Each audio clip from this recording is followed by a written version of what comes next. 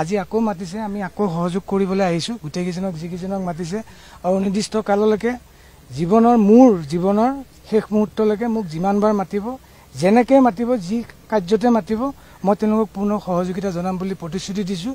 আৰু আপোনালোকৰ প্ৰতিটো উত্তৰ আপোনালোকে অকণমান সময় দিয়ক।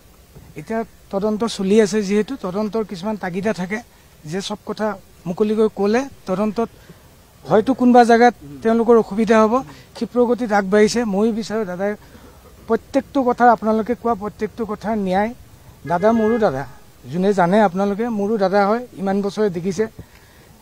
দাদাই ন্যায় পোৱাটো মোৰ অন্তৰেদি, মোৰ ঘৰৰ, মোৰ আত্মায়ো বিচাৰে দাদাই ন্যায় পাওক। আৰু তাৰ কাৰণে মোৰ কৰিবলগীয়া যিখিনি, আপোনালোকে যেনেকৈ আহিছে, মোৰো কৰিবলগীয়া যিখিনি প্ৰশাসনক সহায় মই কৰিবলৈহে আহিছোঁ।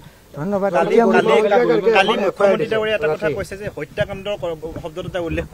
আচলতে সঁচা কথা ক'বলৈ গ'লে মোৰ হাতত কোনো মোবাইল নাই, মোৰ সকলো বস্তু চিজ কৰা হৈছে। সেইকাৰণে মই বাকী খবৰখিনি মই গম নাপাওঁ, আপোনালোকৰ মুখে দিয়ে গম পাইছোঁ। ইয়াত আপুনি গোটেই যিটো বিষয় তাত কাক দোষী বুলি ভাবে আপোনাৰ মতে? মই সেইটো ক'ব নোৱাৰিম। তথাপি আপুনি প্ৰত্যক্ষদৰ্শী হিচাপে কি ভাবে? প্ৰত্যক্ষদৰ্শী আপুনি আছিলে আছিলে ন? আপোনালোকে গোটেই ভিডিঅ'খিনি দেখা পাইছে, আপোনালোকেও বিচাৰ কৰক নিজে। আৰু প্ৰশাসনে তদন্ত কৰি আছে, তেওঁলোকে বিচাৰ কৰি আপোনালোকক এটা ভাল আপোনালোকক উচিত তদন্ত কৰি এটা খবৰ দিবই নিশ্চয়।